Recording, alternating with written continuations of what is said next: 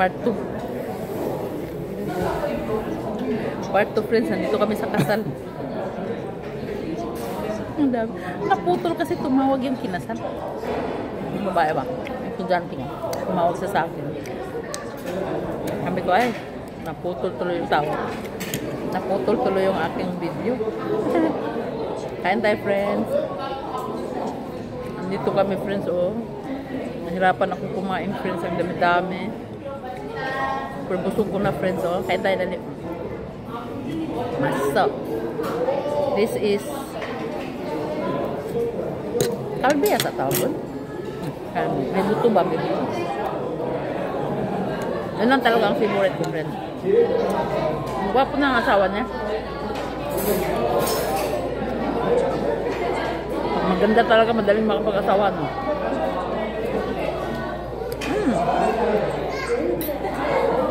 Tumawag siya sa... Yung kinasal ba, tumawag siya sa akin. Kaya, putol yun natin video kanina. Ilang minuto kaya yun? Akala ko sinong tumawag eh. Ang ganda niya, friends, grabe. Yung mama niya, ang ganda rin. Yung papa niya, kaibigan na asawa ko.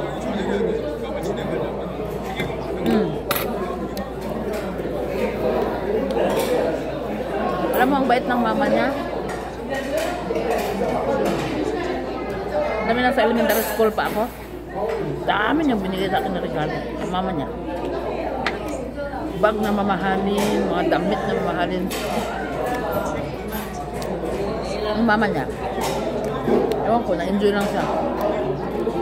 Nagpunta ako sa bahay nila kasi pinapunta ako ni Uni. Kasama ko si Uni. Sabi niya sa akin, Teacher, paano ka nakarating dito sa bahay? Yung kinasal. Sabi ko ito, oh, yung unik ko, dinala ako sa bahay nyo. Ayan tayo, friends. Enjoy ako. Papa ako ng, ano yun. Narinig na sila. Nandito sa tabi ko yung kinasal. Tumawag siya sa akin kasi nag-miss call ako ba. Hingin ko yung number niya kasi ibigay ko nga yung mga video. Miss call ako sa kanya.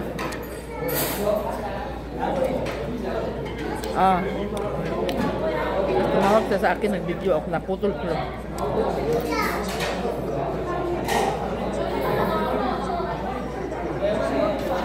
Friends, kawawa talaga yung kamay ko kanina.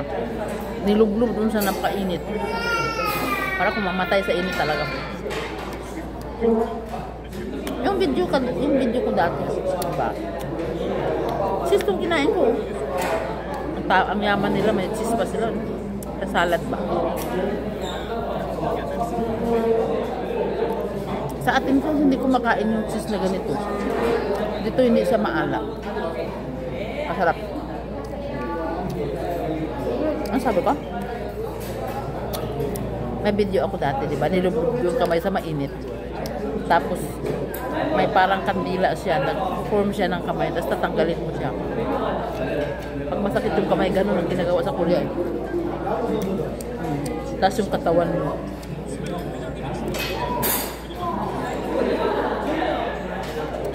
Ganda kayo ng damit ko bago. Alam, friends, pag umattend ako ng kasal, gusto ko bago yung damit.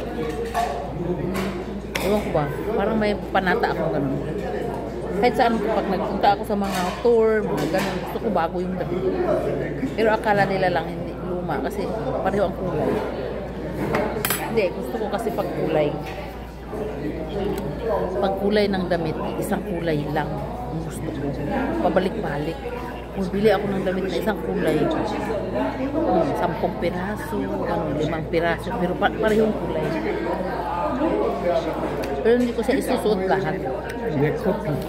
Isi-save ko siya pag may okasyon. Kopi mo ulit? Kainis nung kasama ko. Busog na daw siya, hindi na siya kakain. Saya talaga ako, friends. Alam mo, friends, ang ganda ng estudyante ko na to. Kaya madali siyang napag-asawa. Parang first time ako naka-attend ng kasal ng estudyante ko. Ayun. Siguro yung iba, kinasal na rin, pero malayo kasi sila eh. Malalayo yung iba. Ito kasi kapitbahay namin. Kapitbahay lang namin sila. Nung kinasal, yung babae. Apa, Saida mo ba? Saida doon ka? Saida yun. Yung anak ko naman, gusto kong ikakasal. Pero, gusto kong mag-aral muna sila, no? College, sapot may trabaho. May bahay, ganun. Ang favorite ng anak ko to. Anak kong bunso. Ano ba ito? Sarap siya. Tinapay. Tinapay na may ano. Ang kumasarap.